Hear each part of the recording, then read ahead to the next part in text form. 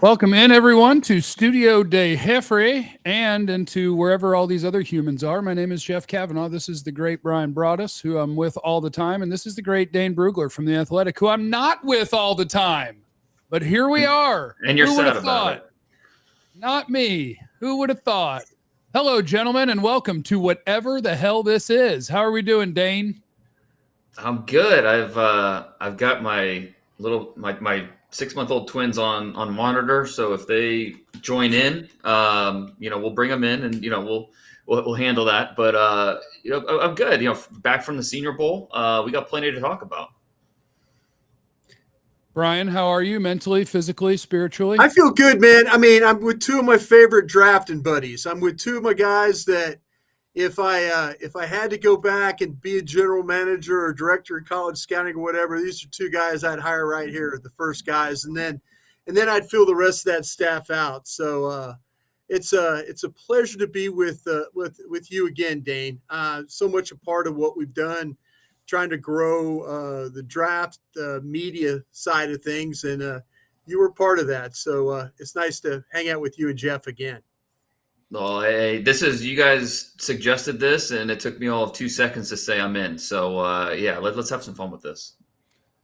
Okay, so first of all, shout out to Stembo coming in hot, starting this thing early. This super chat, he says, is for Bryan, but since technically it's my channel, I'll put it wherever I want. But thank you, Stembo. I'll probably give it to Dane because we're calling this the Where is Dane? Dane is Found Fund is what we're doing today during the show. Here's where I want to start with. And for you guys, a couple of draft nerds who I know just want to talk about 6th round guys, because this is episode 1, I want to start with something very simple, because I think when we talk about the draft, so many times, if I do a mock draft or I name a player, a bunch of people go, oh, he's not going to be there. It's like, okay. And then you pick another player. It's like, oh, he's not going to be there. Right. And by the time you get to the end of the names that people are saying won't be there, and you pick at 24, you've heard 35 names. Right. So we don't know how this draft is going to go. I want to start with, Dane, you give me the names that absolutely, positively, we do not need to talk about because they will not be available. Like Evan Neal, Alabama left tackle. He will not be available. Yeah. How long is that list? So let's make the list and let's see. And obviously this is barring injury. This is barring gas mask or something that we don't know about. So anything's possible. But I think we'll start with those pass rushers: Aiden Hutchinson, Michigan; Kayvon Thibodeau, Oregon. Both those guys will not be there. I think you can add to that list. Travon Walker, to me, is a top 15 guy. I think that I would be shocked if he makes it past 20. So I think Travon Walker is on that list. The tackles with Evan Neal, Ike Ekwonu, both those guys, I think you can circle back real quick. Yeah, okay, so you're thinking that Karlaftis is a guy that potentially could be there then, right? Is what you're saying? I think he could go somewhere in the 15 to 30 range. Yeah. Okay. Cool. There are enough teams that have a 2nd-round grade on him that I think is possible. Now, 23 players still have to come off the board, so there's a good chance he's gone. But again, there's enough teams with a 2nd-round grade on him that is possible. I think. Kyle Hamilton, Notre Dame safety, might be the best player in the entire draft. He will not be there. Some of these the corners are interesting because you've got a good mix of corners here, and I think that a couple of these guys are going to be gone. I mean, I know a couple of them will be gone, but like Sauce Gardner, I think will be gone. I think we can eliminate him. Derek Stingley should not be there, but with his injury stuff, you never know. So if he's healthy, he's not there. Receiver. Hey, let me ask you something about Stingley real quick then. Is it with scouts that you're talking to, is it about the injuries, or is it about the time at task on the field playing? I mean, I know he's from my school, LSU. I kind of felt like this kid played 1 year, and then he wasn't on the field anymore. Yeah, well, the toughness aspect is something that gets talked about a lot. Is he tough enough? Is it a durability issue? Is it a toughness issue? And that's exactly what this process is, trying to figure out. During the interviews are going to be huge for Stingley. The medicals, obviously, find out what's going on with the foot, everything else. But just to get a better sense for his toughness, because that's something that I know scouts have talked about every time, I mentioned Stingley. So, yeah, he should not be there. But if, he starts to tumble, I'm not sure you want to take him at 24 because of those question marks. Who else we talk? The receivers, Garrett Wilson will not be there. Drake London will not be there. That might be it. The receivers, I think the other ones have at least a shot at falling a little bit. So I think that might be it. We got a shot at some players, and I would take Stingley. If you let Derek Stingley get to 24, I'd just go, man, this whole league is stupid. They don't know what they're doing. We're going to go ahead and take him and see what happens. And Bryan, just real quickly, let me thank Clayton, who wants you to own the team. Dane is a scout, and I'm the GM. You'd probably want to flip Dane and I. There's zero chance Dane would ever want to work for me. Mm-hmm. And shout out to Formula, who's always swinging through. He's a good dude. Bryan, Dane, Jeff, you are the beast of the draft, Jermaine Johnson or George Karlaftis. Okay. I actually – and this is Jermaine Johnson, Florida State edge. George Karlaftis is a Purdue edge. I think both are worthy of number 24. I actually like Karlaftis more with the way that I have them ranked. And I don't know if the NFL will do that, but that's the way that I see them. Well, Brian. I totally agree. That's why I asked about Karlaftis, is because to me, I appreciate Walker at Georgia, and I know Dane, looking at your top 50 list of where you have Walker, I've known you've done the work on him. I think the guy's a hell of a player. I just saw a little bit more from Karlaftis as far as the technique, the level of where he got to the quarterback, the finish, and things like that. That Georgia defense is incredible. But the thing, like I say, with Karlaftis, I mean, I saw a technician, I saw a finisher, I saw a guy get to the level of the quarterback. There's a lot of really positive things about it. And maybe, if you start talking about where tags are on the board, Karlaftis and then Walker for me, and then Ojigbo from Ojigbo from Michigan underneath that group. And, and that to me, that's going to be the wild card of these defensive ends is the Michigan kid not in the first round and say Jermaine Johnson from Florida State up in the first round. Those are the kinds of things I think that you need to, we'll kind of see how things work out from that. Well, I think you look at these pass rushers, and let's say Hutchinson and Thibodeau, say that's the top tier, those two guys. Yeah. Then I think there's four guys in that second tier with Travon Walker, Ajabo, Jermaine Johnson, and Karlaftis. And I think there's going to be a lot of different opinions on how those four guys in that second tier should be ranked. Karlaftis, I agree with a lot of what you said. I think there are two things bother me. He doesn't have long arms. He has shorter arms, and I think that shows. Now, I agree. He's very, very skilled with his hands, and it's very clear he understands what he's doing. The motor is just ridiculous with him. It's really, really impressive to watch how disruptive he can be just based off effort. But then just the lack of twitch with him. It just kind of stood out, and I like George Karlaftis a lot. I think he's a first-round player and should be considered if he's there at 24, no doubt. But I do think I like Jermaine Johnson. I have Jermaine Johnson slightly ahead of him. I understand. The thing with Karlaftis, is he the biggest gap you have on a player in the first round? You said 16 to 30. Is he the one that has the biggest gap of all the players you have first round grades on?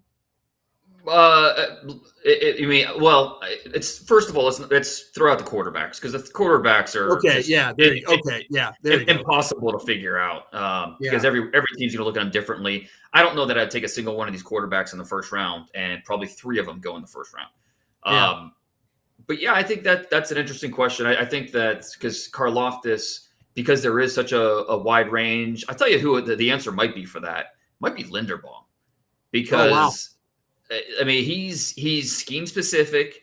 He's got short arms. He's not going to be for everybody. There's going to be a lot of teams that say an undersized center in the first round. Are you kidding me? And there's going to be other teams that are just praying that he falls to them. So Linderbaum, I could see going, top 12. I could see him falling past the Cowboys. So I think Linderbaum would be my answer in terms of the widest, range of where realistically they could go. I could see Linderbaum going 24 and me buying pizza for everyone that watches this video. That's what I could see happening. Yeah. I'd like to thank Ricardo real quick he says, if Sean Payton comes to Dallas next year, would he want to develop his QB? I don't know what that means, but I think he would develop Dak Prescott and you just keep winning. By the way, he loves Dak Prescott. Sean Payton loves Dak Prescott. I've talked to Sean a bunch about Dak. He is a big fan of Dak Prescott. Preston said, Brian, throughout the idea of packaging Coop in 24, what player or position would you be trading up for? PS, you three are premium content. Thanks for this. You're welcome, Preston. It's Brian. It's your idea. I don't know what his trade value is. I think that's such a mystery with like his salary. Is he worth? I have no idea, but you're the one who's been trying to trade him and move up. I just, and the whole thing, Jeff, of just if you're going to move on from the guy, try and get something for him. And let me explain to you, Dane, what we did on the radio side of this. I was trying to take Amari Cooper and use him as, instead of giving you a pick, I'm going to give you a player and I'm going to give you 24. So I'm giving you the player and 24. I targeted some teams in the top of I targeted the Jets at 10. I targeted a football team at 11, or the Commanders now. I'm sorry. You think Coop can move you up double-digit spots in the first round? I was thinking to the point where instead of saying, okay, well here is Amari Cooper is a first, second round talent, and he was reasonably young, and he's a player that I mean, I'm giving you like something that you actually know. I'm not giving you something that you don't. If I give you a pick to move up there, you don't know if that player is going to play well. Yeah. I think you have an idea about Amari Cooper. So to me, the exercise is to try and get there. Okay, Dane, with that being said, if we get there, if somehow this thing does work, who would you, for the Dallas Cowboys, if you got to 10, 11, or 13, those are the teams I targeted. Who would you, for the Dallas Cowboys, and knowing what their needs are or knowing what they might do, who would you take at say a 10, 11, or a 13 for the Cowboys? That would be fascinating. Could they move up for one of those corners? They might have their choice of one of the top corners off the board. If you're trading up, like that, making that type of move, you better be going for an impact player. Someone that's going to really just alter your roster, make a big impact. So, that's. Would one of those offensive tackles make sense? Could you get, or all those offensive tackles going to be gone by the time you pick at 10? Cross is possible. Not everyone's in love with Cross. He's got a little. He's not a big physical guy. He doesn't have a ton of power, but he's athletic, and he might be the most polished in terms of his hand exchange, in terms of pass pro, among these top tackles. So I think Cross would be a good fit, and he'd really be the perfect understudy for Tyron. There's a lot of similarities there with those two players in terms of just style of play. So that would make some sense. If Cross is there, absolutely. Could you get one of those wide receivers? Is that where Wilson? If you want to trade out, I know you're moving on from a receiver because of money, but could you get one of those wide receivers that you talked about? That's where, in my mock draft, that's where I had the first receiver coming off the board at number 10 to the Jets. Because they need a number one in a bad way. They need their rookie quarterback, or they're now soon to be second-year quarterback to flourish. And so to do that, they need a capable pass catcher. Why the Amari Cooper scenario kind of makes sense. It's intriguing.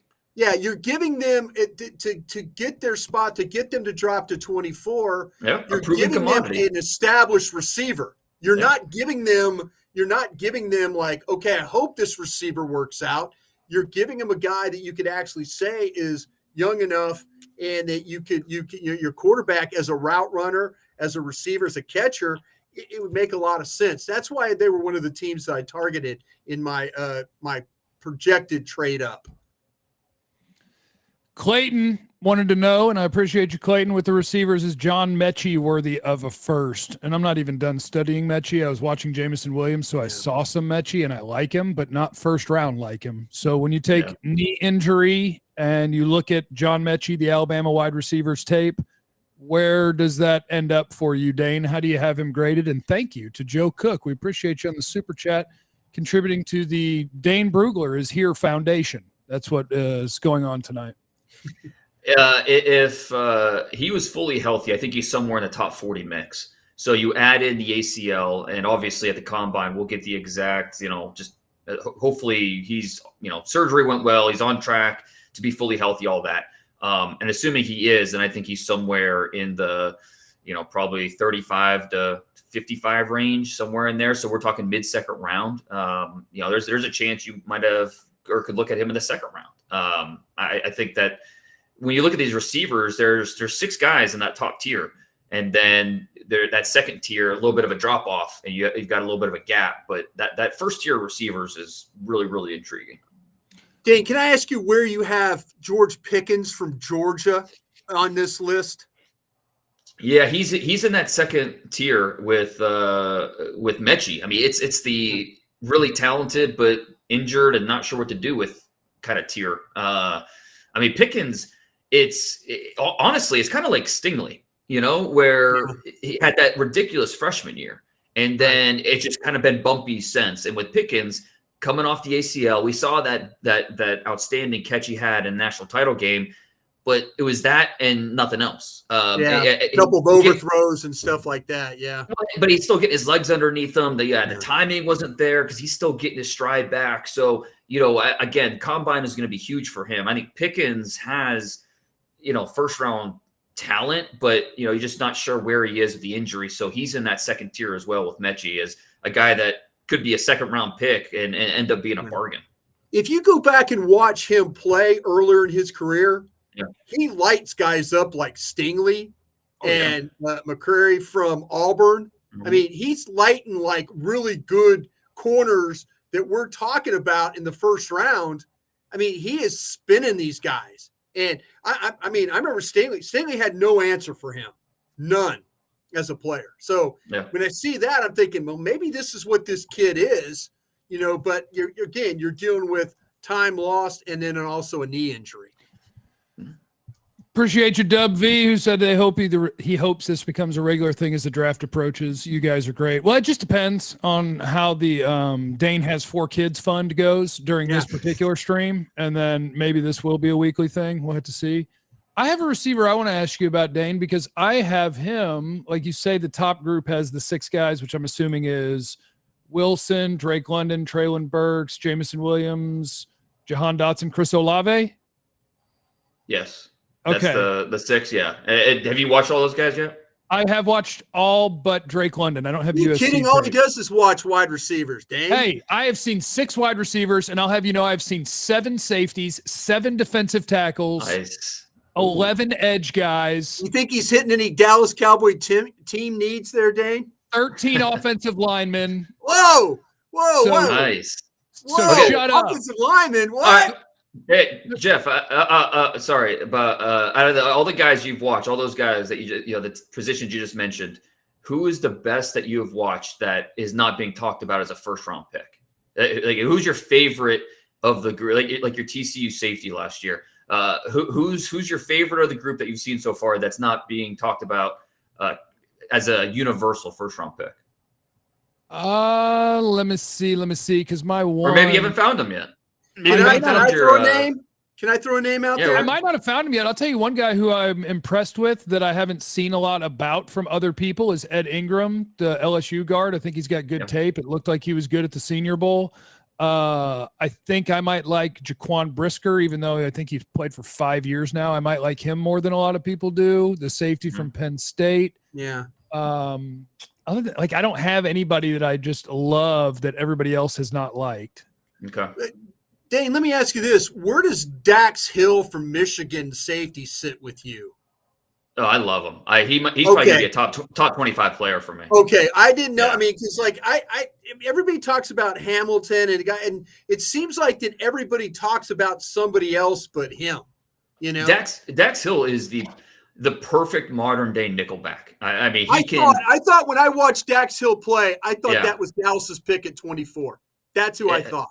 Yeah, if you need a starting caliber nickelback who can make an impact as a blitzer versus the run, he can cover receivers, he can cover tight ends. I mean, yeah, he's gonna light it up at the combine. He is going to test off the charts, and he's just a really good player. So yeah, I'm putting together my top 100 right now. That's coming out Tuesday on The Athletic.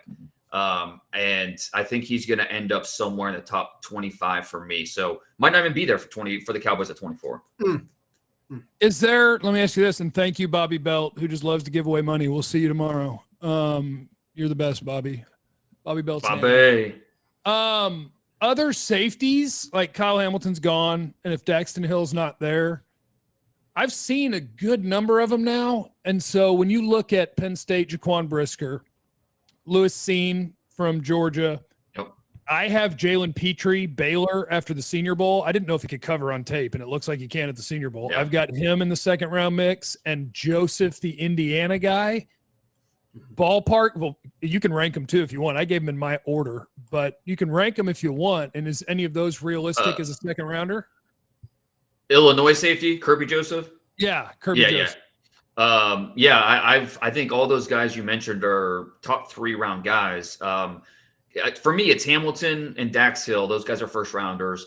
Petrie, I tell you what, I think he might be a borderline first. He might be that late first, early second. Watching what he was in that Dave Aranda defense at Baylor, he was that star, that hybrid. So you throw on the tape of him. One play, he's literally playing the edge and blitzing. He had 18 tackles for loss this year, which is just ridiculous for a safety. He'll play in the box. He'll line up over the slot. He'll play from depth as more of a traditional safety. So yeah, Petrie has just a little bit of everything to him. A really fun player, and I think after seeing him in person at the Senior Bowl, I'm ready to say that he could be a top 40 player in this draft. Yeah. I think Seen and Brisker right there. Brian Cook from Cincinnati, and then Kirby Joseph. So that's 7 safeties. All 7 are top 100 guys for me. You know what? It's funny. I mean, we had a discussion yesterday on the draft show about Petrie. And so I was curious. I went back and I asked some of my gang of 7 guys who are scouts and general manager guys in the league. I said, what about Petrie? And to a man, they all said he was a solid second round player right now.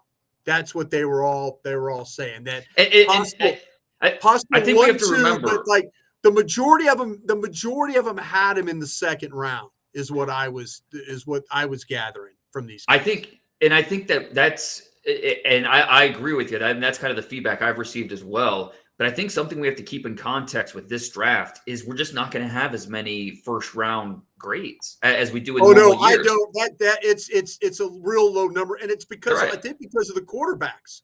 Well, yeah, that's definitely a big part of it. But I'm saying so a player that has a second round grade in this draft, he's a top 35, top 40 player because of just not having the first round grade. So this is a good year for the Cowboys not to have a top 10 pick. Yeah. I see. So that's been one of the things that I think has been one of my takeaways as I'm watching all these guys is I think 24 is a really good spot because you name the guys that you can't have and where it's like, okay, well, who do you want them to pick? And in my brain, watching what I've watched so far and knowing this team, I'm like, man, it'd be awesome if Nakobe Dean made it to 24. It would be awesome if Kenyon Green, the Texas A&M guard, made it to 24. It would be awesome if Linderbaum made it to 24. And maybe throw in some of these edge guys and maybe throw in Zion Johnson, the Boston College guard. And because of the flavor of this draft, I feel like one of those guys that I named, maybe one of the first 3 that I named, will be there, despite a lot of people thinking like Linderbaum, Green, Dean. Let me just give you those 3 names. Right. Nakobe Dean, Tyler Linderbaum, Kenyon Green at A&M. Those 3, give me a percentage that one of them is available. 60%. 70%. Yeah. And so, like, I think the beauty of 24 is you just let everybody else screw up and draft a bunch of stuff for need. And you're just like, all right, what fell in my lap? How would you rate those then, Dane? Handicap Dean, Linderbaum, and Green. Put them in order of how you would take them. In a vacuum, it would be Linderbaum, Dean, Green, just in terms of, not doing it for the Cowboys, not doing it for any team, just in a vacuum. It would be Linderbaum, Dean, and then Green for me. What about you? Well, no, I think the same thing. I would go Linderbaum. I would go Linderbaum, Dean, and Green myself. The thing I want to know about, though, what are people saying about Green? Are scouts giving you the vibe that he is the best guard in the draft, or is Zion Johnson the best guard in the draft? How are your scout buddies talking to you about Green from Texas A&M? Yeah, there's more hype around Green, and I think a big selling point with Green is just the fact that he has experience at all 5 positions. That's something that's just you can't really you can't manufacture that type of versatility. You can throw on the tape and see him play 4 different positions just on his 2021 film. So that's something that is a big selling point for him. His balance before and after contact is terrific, and that's a big selling point. So, but that's not to take anything away from Zion Johnson, who I think after people talk to Zion Johnson, he automatically moves up. Subconsciously or consciously, he moves up in the rankings because he is such a thoughtful, personable guy to talk to, and he's very, very football smart and just off the field smart. And so he's the exact type of guy you want in your locker room. You want representing your franchise. And his tape's pretty good too. So Zion Johnson absolutely belongs somewhere in that first round mix and he has versatility as well. He has double-digit starts at 3 different positions over his career. And he also took snaps at center at the Senior Bowl. So Zion Johnson also has his versatility. I got a question for you two guys. You have your choice of any Georgia defender at 24. They're all still on the board. Any one of them. Which one are you taking if you have your choice of the lot of any Georgia defender? Jalen Carter. Oh. No, sorry, draft eligible. Oh, I'm sorry. Yeah, I knew he was going to take Carter. I had to jump in there with Dean before he got Carter's name in there. Yeah, Jalen Carter. Yeah, I would trade Jordan Davis, Devontae Wyatt, and Nakobe Dean for Jalen Carter. So I want next year's Georgia defensive tackle. But go ahead, Brian. I would take Dean. That would be my guy. But I'll tell you what, I do like Lloyd from Utah. I really do. I mean, it wasn't about him. That's a tough call for me. But if you gave me a Georgia defender, I think I would take Dean. I think I would take Wyatt. And then I think I would take I'd go Dean, Walker, Wyatt, Davis is how I would do it. I would go Dean, Walker, Davis, Wyatt, but you could talk me into either way on those defensive tackles. I feel pretty comfortable what I'm getting with Jordan Davis being the mountain that he is. I don't feel as confident in what I'm getting from Devontae Wyatt, but I also won't be stunned if he ends up having like multiple double-digit sack seasons in the NFL with his get-off. It's quite impressive. Now, Dane, you get to answer your own question here in a second, but first let me say thank yous. Thank you to DJ Dog 31.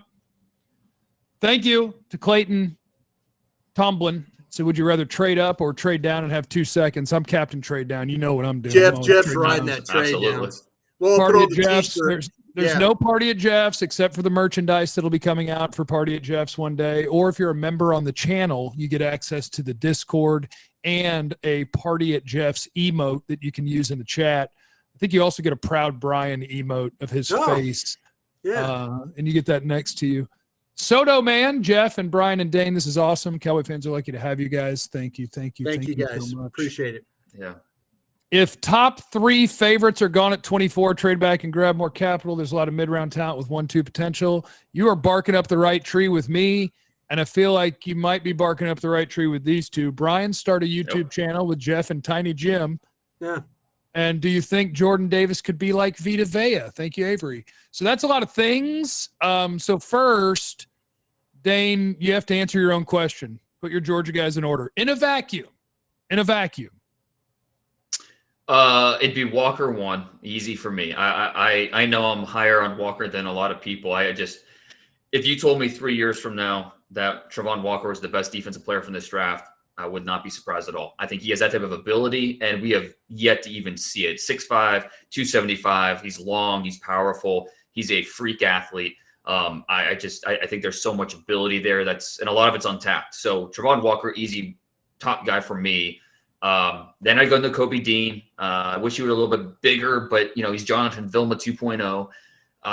And then I would probably, I would go Davis Wyatt, but it just depends what, tackle you're looking for. If you're looking for the nose, the run stuffer, you're going with Davis, obviously. If you're looking for the prototypical 3 technique, then you're going with Wyatt. So both these guys, is Jordan Davis and Devontae Wyatt are going to test really well for relative to their size.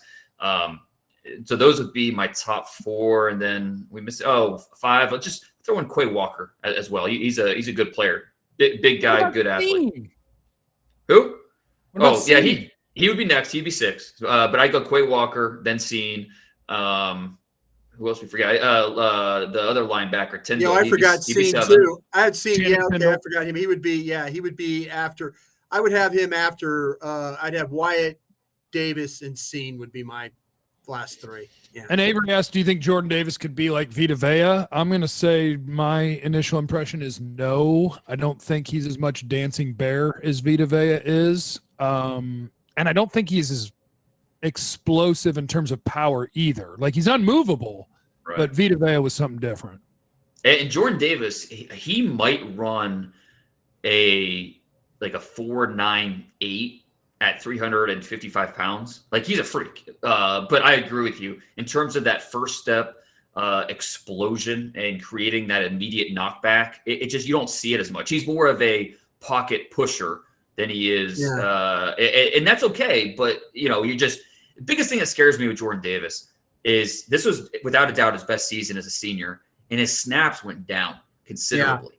And so they kept him more fresh, and that's great, but you're really going to take a guy in the first round and then play him 25 snaps a game? That has to factor in your decision. So if you're going to play him 35, 40 snaps a game, you have to factor that into, okay, is he going to have the fatigue where his play drops off? And so Jordan Davis worries me a little bit, but he's still a good player.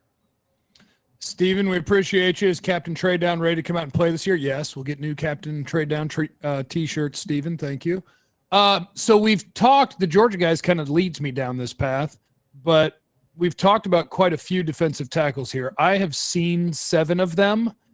And to me, I don't know that I would be thrilled if any of them were the Cowboys' first-round pick, because my problem with Jordan Davis is exactly what you said, a 2-down player as my first-round pick. Kind of, I don't know. Devontae Wyatt, he could turn into something. DeMarvin Leal, A&M, same thing. I don't think he's the sum of his parts yet.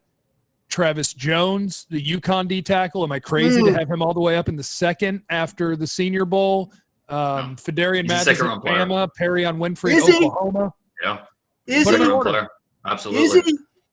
100%. Travis Jones is a 2nd-round player.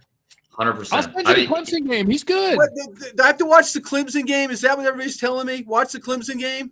What games did you watch? I watched Yale and Houston. I watched those 2 games. I didn't have the Clemson game at the time. I didn't go back. No one could block him at the Senior Bowl. He just beaten up on everybody. He's so powerful. He has a perfect size. He is, if you don't want to get that nose tackle in the 1st and spend the 1st on Jordan Davis, he's the guy you target in the 2nd. I don't know, man. Mathis is. What did you think about Mathis though at Alabama? I'll go, and then Dane, you can correct me. I like Mathis. I actually have Mathis as, so here's my defensive tackles. 2nd round, Jordan Davis, Devontae Wyatt, DeMarvin Leal, Travis Jones.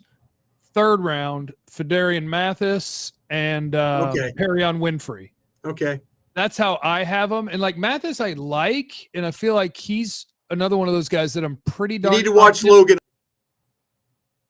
What'd you say? You need to watch Logan Hall from Houston. Oh, I put him as an edge, but I guess you could play him at either spot.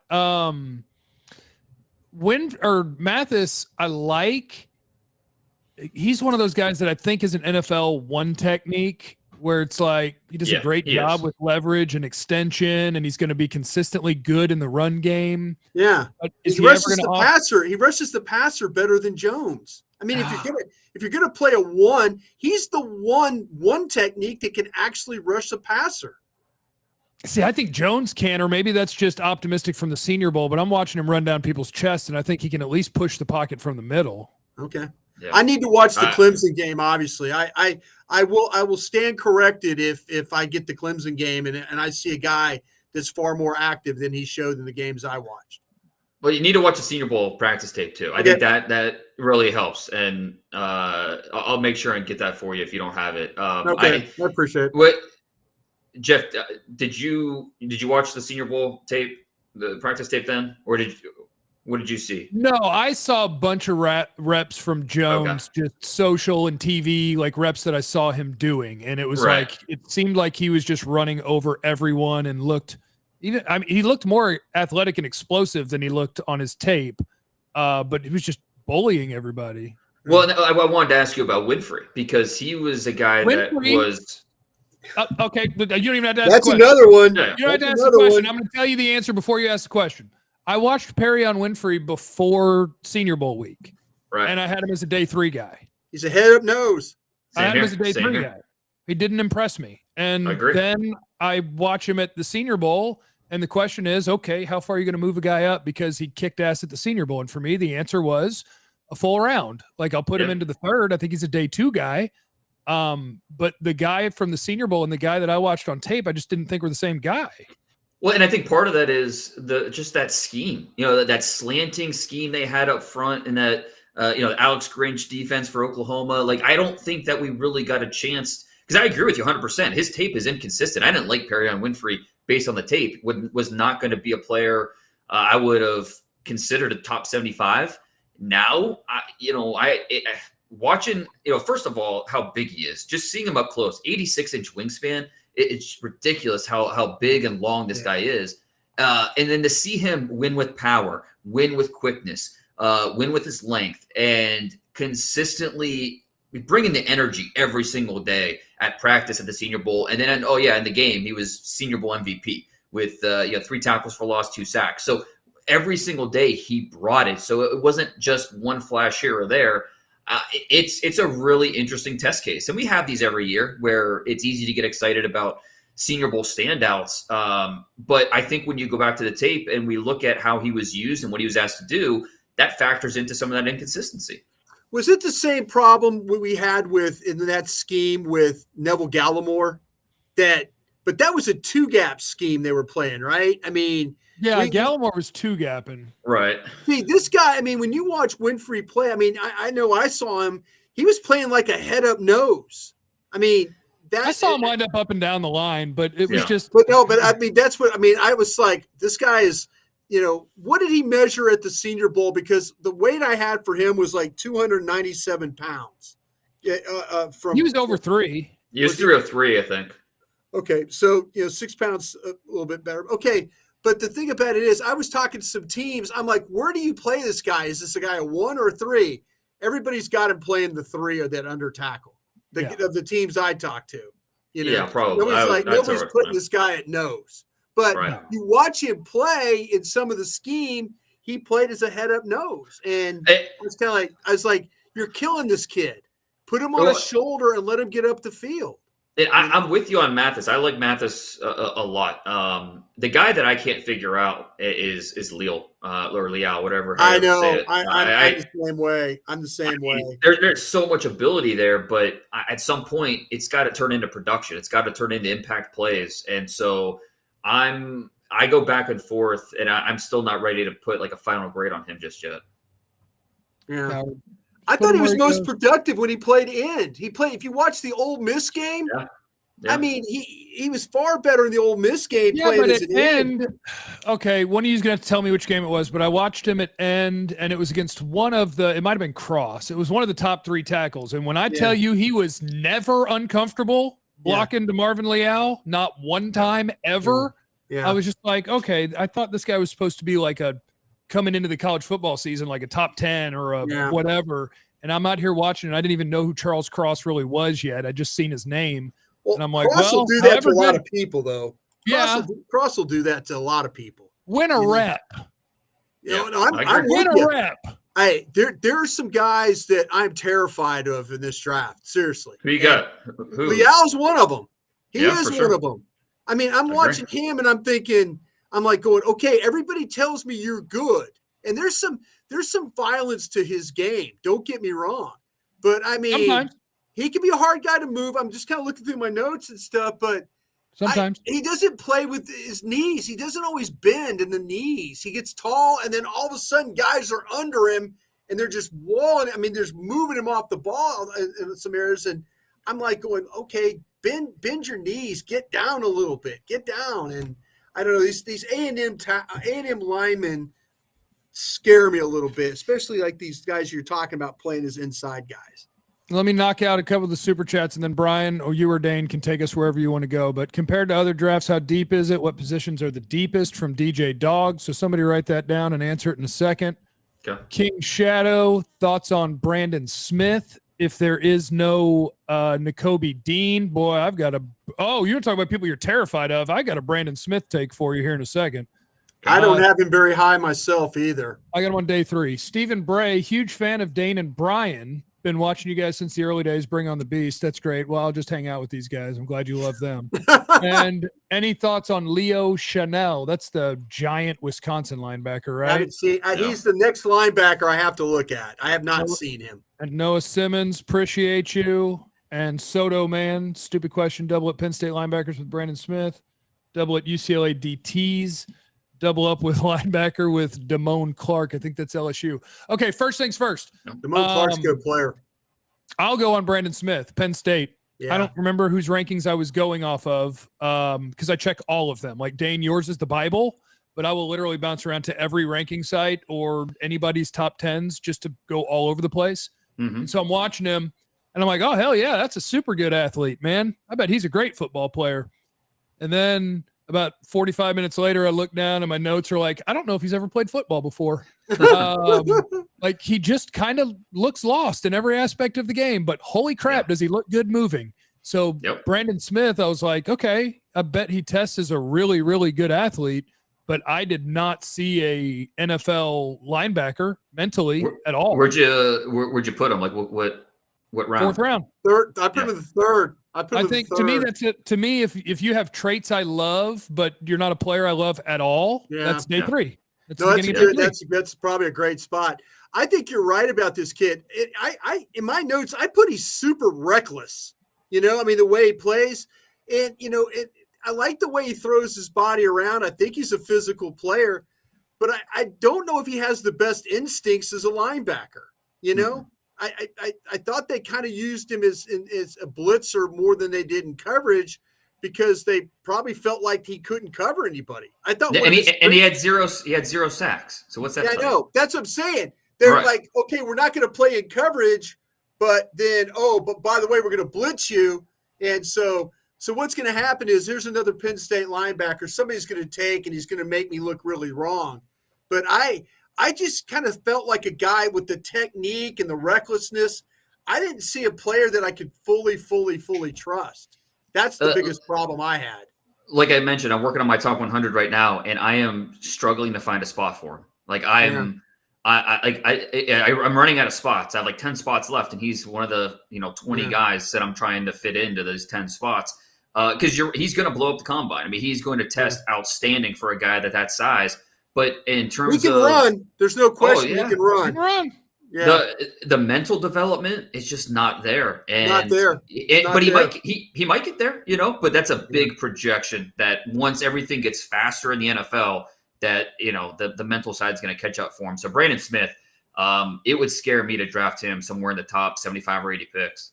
Yeah. Okay, now let's address the DJ Dog, who wanted to know where is this draft deep. And Dane is the person who's seen all of the players. Well, I guess we can all have opinions at least early on in the draft. I got the first 3 rounds of some of this stuff. Well, I want to. Okay, in my mind, there are 2 positions.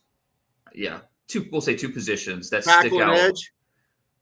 No, well, tackle would be my third. So so we'll say 3 positions that stand out as being the deepest. So tackle and edge, and then for me, it's linebacker. And I mean, linebackers, I think stretches into. I mean, like I said, Brandon Smith's my 12th, 13th linebacker, and I'm trying to find a spot for him. Too. There's where do you have Muma, the kid from Wyoming? What's that? Wyoming. Yeah, he's a second round player. What do you have? How do you pronounce his name? Chad Muma. Okay, yeah. Okay, yeah. Second round player. Yeah. And then there's the kid, and then there's Tyndale is another kid that people are talking. I mean, he's third rounder for me. Yeah, he's solid Chris third Harris. rounder. Christian Harris is pretty good. Yeah, from Alabama. Troy Anderson from Montana State, the rare I haven't seen him yet. Yeah, former quarterback, running back, moved to linebacker. He's just a guy that's 6'3.5" and can run like a deer. So he's Troy Anderson's definitely there. Terrell Bernard from Baylor's undersized, but he's a good athlete. Darian Beavers from Cincinnati. There's a lot of versatility with what he offers. So it may be obviously, when you're drafting in the first round, you need to take the best player. But the depth of this linebacker class should make you feel a lot better if Devin Lloyd and Nakobe Dean go somewhere in the first 23 picks, because you feel really good about who's going to be there for you in the second round and who's going to be there for you in the third round if you want to go linebacker early. I'll tell you what, I like what I've seen at the cornerback spot. I know we talked about Stingley, and I'm going to admit I have Gardner over Stingley on my board. But when you talk about Elam at Florida, McDuffie at Washington, Booth at Clemson, I'll tell you a kid I like, and I don't think anybody's talked about it. I like the Emerson kid at Mississippi State. Yeah. I do. I really do. And I love his length. I love when he gets up on people. I love how he transitions. I am a big fan of his. I'm for a Cowboy angle, you're looking for like those tall, long guys. Where's Dan Quinn going to go this spring? He's going to go to Starkville, Mississippi, and he's going to check out. I guarantee he's going to go work that Emerson kid out for Mississippi State, and maybe even find him a guy right there. Two really intrigued, because I think I agree with you. The corner class is a pretty good group. I think there's real quick, Dane. What? Tell me about real quick while I have it on the course. The Britt Taylor kid from Nebraska, and then tell me about the Woolen kid from San Antonio. Tell me more. That's what I was gonna bring up, the UTSA kid, because I was gonna say I think there's 4 corners in that top tier. I think that it's Stingley, Gardner, whichever order you have them, and then McDuffie from Washington and Booth from Clemson. In my opinion, those 4 guys are in that top tier, and then a little bit of a drop off, and that's what we're talking about: Elam and McCreary, and some other guys. But I think on day 2, there's two guys really intrigue me. Marcus Jones from Houston, just a really twitched up, speedy guy. Yeah. Big in the return game as well. He's got I think 9 return touchdowns in his career. He had a shoulder, so he didn't play at the Senior Bowl, but he's a good player who, just a little bit under the radar right now. And then Tariq Woolen. I think that we talk about, this is a former receiver. Talk about traits. This guy is legit 6'3". He's over 200 pounds, 33.5-inch arms. And he's going to run a 4.3. He's the traits are ridiculous. And the Senior Bowl, Zebra Technology does the mile per hour, and they've been doing it the last 4 years. Woolen had the fastest mile per hour that they've clocked the last 4 years. Offense, defense, any position. Only 4 players have gotten above 22 miles per hour, and he had the top tie. He was just ahead of Terry McLaurin. Just to tell you how, and McLaurin was like a 4.32 type of 40 at the combine. So Woolen's gonna run it extremely well. Still raw, but for a guy that's that long and has those long legs, he stays controlled with his movements. He's not overly leggy in terms of his transitions and the way he moves. As a former receiver, he has the ball skills. So I think there's a lot to like about Woolen. We're not talking about him enough as being a top 60 type of guy, that type of potential when you talk about just the traits and what kind of player he can become. Dane, okay, when you watch Woolen, though, did you kind of get a guy that, like, you're watching him play, he's super aggressive tackling, and then the next time he doesn't want to tackle anybody kind of a thing? It's like, I kind of felt like it was part of the game where it was like, I'm watching him like, okay, I like this, and then I'm like, okay, where is he? I didn't even know if I was watching the same player. And booth tackling is an adventure. Yeah. I mean, he talk about a downhill player. Just sometimes he kind of not able to finish. But yeah, Woolen, there's too many flyby attempts with him. That's what I'm saying. Yeah.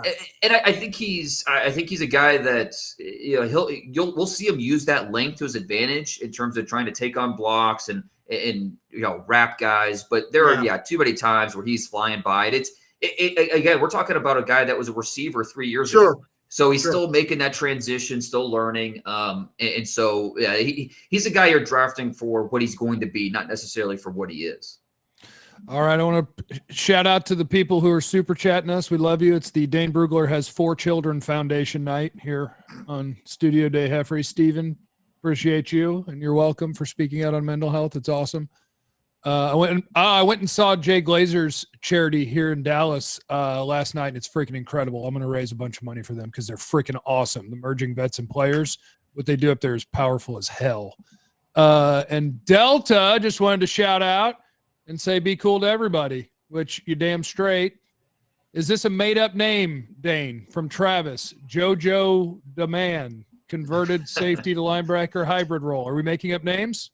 No, he's another one of those linebackers who, we talking about being at one of the strongest positions this year. He's also in that 3rd, 4th round mix. He's a linebacker. They basically played him as a slot corner at Nebraska. And so, he can cover, he's a former safety, so he's got that experience, but he's got linebacker size. So yeah, he's going to be in that mix to be a possible top 100 player.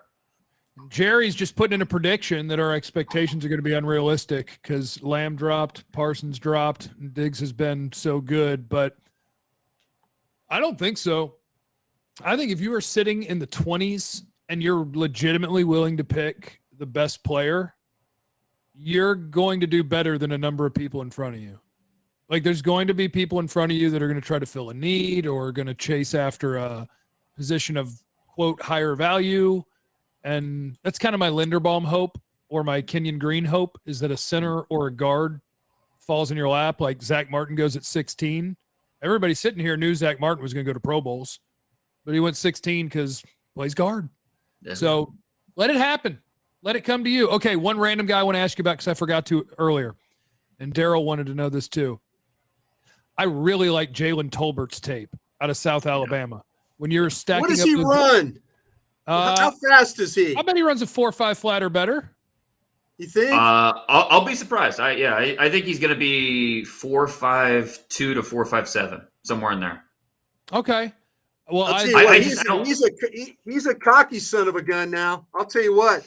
He talks crap the whole game to anybody who's covering him. Well, I like the guys who are actually good, not the guys who hey, congrats, you run fast, or hey, he's good. He's a good player. I like the guys who are like, hey, watch me maneuver you where I want you. Watch me get into your blind spot. Watch me change gears in this route and mess you up. Watch me scare you. Yeah, that's what you just said. That's the key to his game. His ability to mix gears in his route is really, really impressive. He's very, very skilled at winning at the snap, releasing and then throttling his speed. So he can stack corners, he can separate, he can find their blind spots. He's just very, very skilled at that. And this is a guy that South Alabama, we know doesn't produce a ton of NFL talent. He had offers to Michigan State and a few other places, but he's he wanted from to stay. Mobile, isn't he? Yeah, he wanted to stay home. He wanted to stay home, and so he goes to South Alabama. And the last 2 years, South Alabama's had two seasons of 1,000 yards or more receiving. He's got both of them. So he's been productive at a lower level, and that's the thing that stands out with him. He doesn't have a ton of games against Power 5 opponents, but the games that he does have, he had one this year against Tennessee. he lit them up. So, I mean, Tolbert is I mentioned earlier the top 6 for that top tier receivers. Tolbert is at the top of that next tier, in my opinion. So if you're looking for a receiver in the second round, I think the conversation starts with Jalen Tolbert. I'll tell you what, the thing about it is that I am interested to see what he times. But the thing about him is, like, you talk about you watch him play, the majority of his big plays are like down the field. I mean, like go routes. And I mean, he finds ways. I was watching the Southern Miss game. He kills them. I mean, kills them on these routes. And I'm thinking, man, are they going to cover this guy? So, I mean, one-handed catches, two-handed catches. The guy, there's no question the guy's got the ability to go get the football, too. Well, and the thing with him, too, is, we're talking about lower level, Sun Belt, with all due respect. But when a guy like that goes to the Senior Bowl, you want to see him show out. And I think he did. He looked like the best receiver in Mobile. So, that's kind of like, okay, check another box for Jalen Tolbert. And so, he's a guy that's he's very easy to like. I think he's a second-round pick. Now, the rule now is you have to talk about Christian Watson, because a lot of people in the chat are talking about how Christian Watson was at the Senior Bowl, too, and he was really good. How's he stacked up? But I tell you what, the Jets coaching staff spent a lot of time with him because his routes are really, really raw. And he's a late bloomer, so that's kind of to be expected, especially in that North Dakota State offense where it's a run-first offense. And, even when they had Trey Lance, it was still a run-first offense. He did a lot of good things down the field, and he's a good athlete, he's a good-sized athlete.